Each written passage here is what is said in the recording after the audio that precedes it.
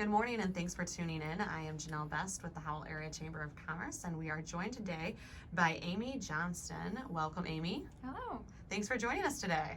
Thanks for having us. We have actually two special guests, but before we get started today, Amy, I just wanted to give you an opportunity to introduce yourself and who you work for. Sure, great. I'm Amy Johnston. I'm the Community Collaborative Planner for the Human Services Collaborative Body. I'm technically employed at Community Mental Health in Howell, but I work with all of the work groups of the Human Service Collaborative Body, and one of them is the Homeless Continuum of Care, which is why we're here today. And I'm brought along Scott Richardson. Hi, Scott. Hello. Welcome. Thanks for joining us today. Did you want to share a little bit about your background with our listeners? Sure. My name is Scott Richardson. I'm the Associate Director for Housing at Oakland Livingston Human Service Agency, or OLSA. And I've been working in housing in Livingston County for a little more than 8 years. I'm just starting my 9th year working in housing and homeless issues here in Livingston County. Awesome. Well, it's a pleasure to have you both here today. And as we mentioned just a minute ago, we're here really to talk about Homeless Awareness Month. If you could just talk a little bit about that, who really is your audience, what is your primary mission, and what types of emotion do you want your audience to feel when you deliver this information to them? Sure. November kicks off Homeless Awareness Month, and as the Homeless Continuum of Care, we like to take time to, in some way, commemorate that event. And so in the past, of course, there's been an in-person event, but last year we started a social media campaign that kicks off on November 1st, but we still wanted to have some sort of tangible. So it's November 1st. November 1st, Okay, yep, perfect. the whole month of November. But right now we're promoting our t-shirt sales, and so it's our fundraiser, and if you can, the orders are due by November 1st.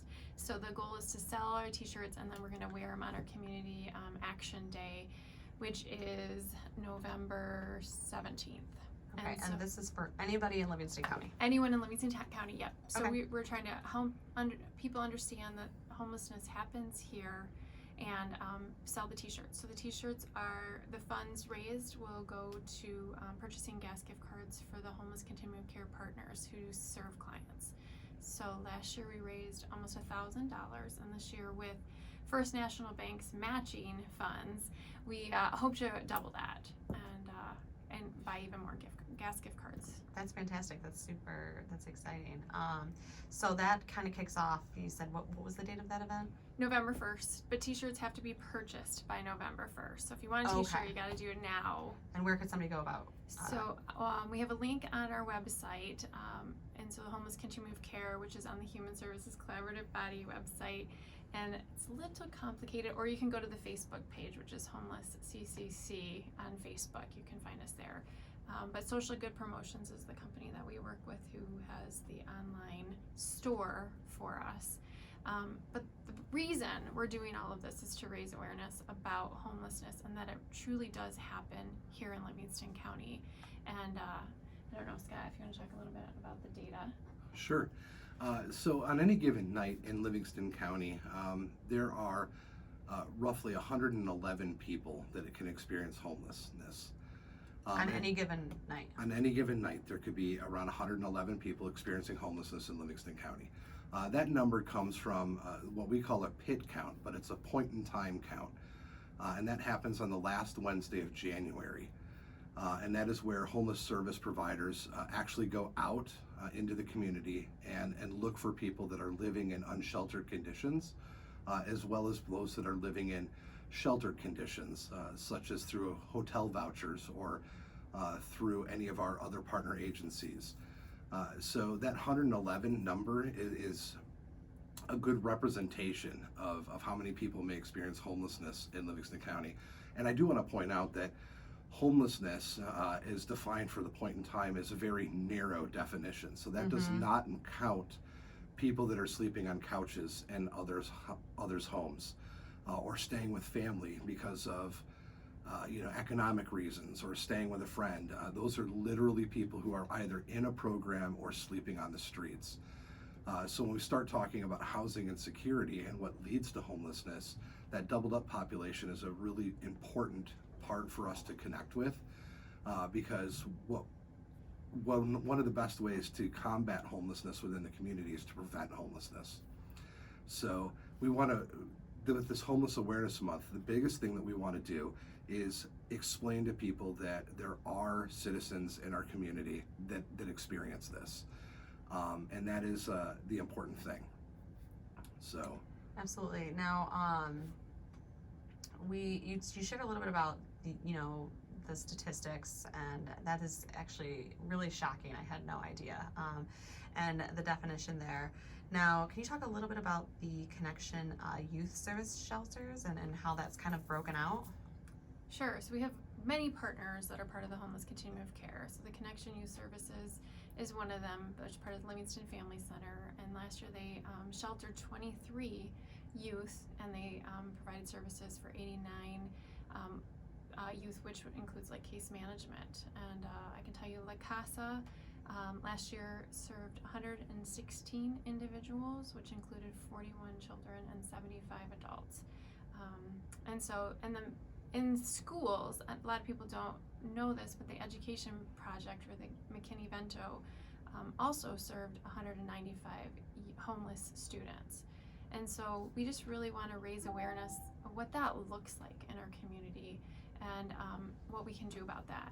And I think the biggest thing that when you think about a student, and think about anybody that's homeless, you don't have adequate access to laundry, to baths, regular baths. And so if you think about a student coming to school every day wearing the same clothes, so we just want to help people understand, maybe they see somebody and they're wearing the same clothes every day at work and they don't understand that. We want them to help tie that back into, they might be sleeping in their car, they might be in a hotel where they can't wash their clothes every day. Absolutely. So throughout the month, what are you kind of doing to raise awareness around these items? Right. So we worked with we have a whole subcommittee that's put together themes for the week to help understand the data and the services that are available, and connecting people like if they need shelter, to understand how the process works, what's the system, and how to access services. So it's really educational awareness. Educational. So where are you holding these educational type of? On our Facebook page. Okay, you awesome. Find it every couple of days. You'll see the postings come up on the Facebook page. Okay, awesome. No, that's super super helpful.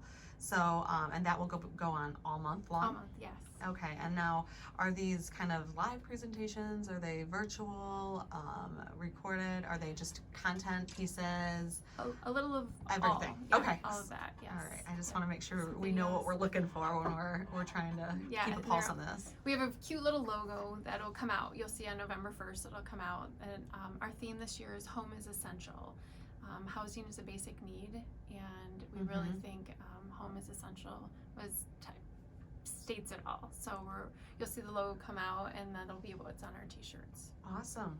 So now COVID has definitely really thrown a wrench in everybody's day to day, and I can't even imagine kind of what that's done to kind of our homeless community here. But can you talk a little bit about the emergency rental assistance here in Livingston County and Absolutely. the eviction diversion? Yeah, I think you'll find these stats pretty significant. So as part of the continuum of care, we have had an eviction diversion program for several years now, where we've worked closely with Legal Services of South Central Michigan and the 53rd District Court to address all of the different issues revolving around eviction diversion. So as COVID hit, we saw unprecedented numbers of people that were facing evictions. And through the SARA program, or the COVID Emergency Rental Assistance Program, OLSA has served quite a few people from that. We have served little more than 288 households where we have either paid out rental assistance or committed to paying rental assistance at this point. And we've spent a little bit more than $2.2 million on this program. And that program launched March 15th of this year. So if you think about that in terms of like just the short amount of time that program has been running, a little bit more than 6 months, we have provided $2.2 million in rental assistance in Livingston County. Wow. So those are all represent households that could have easily slipped into homelessness if not for this program in conjunction with the eviction moratorium that was in place. But this program has helped, like I said, 288 households since the middle of March. So yeah, it's interesting that you bring that up, because obviously my next question is what happens next? What happens when we're unable to provide that assistance anymore? So one of the things that we're working on doing right now is developing better relationships with landlords so that we can identify when one of their tenants starts to fall behind, and then provide case management right away.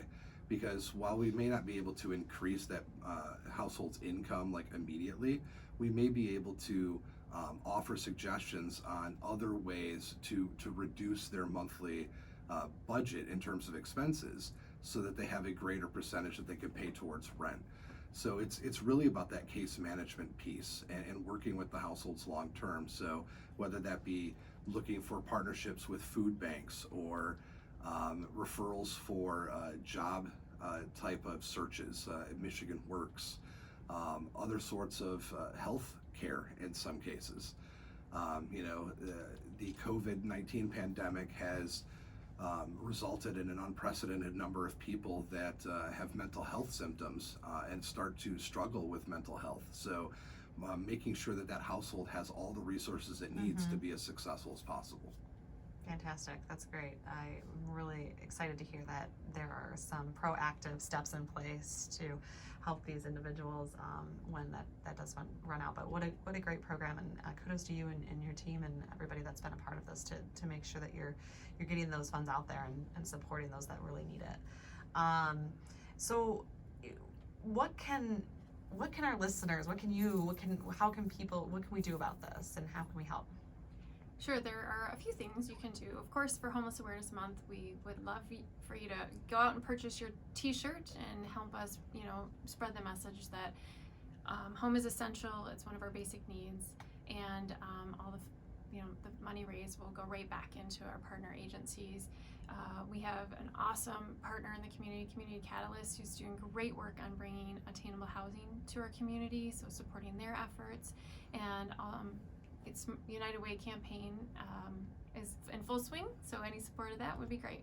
Awesome. And how can somebody reach out to you and contact you directly, Amy? Sure. My email, ajohnston, ajohnston @cmhliv.org. Awesome. Well, thank you both so much for taking the time to come on today and just share with our community and our listeners about Homeless Awareness Month and what people can do to become involved and engaged and support this community of people that really do need some help. Thank you so much. Thank you. Thank you.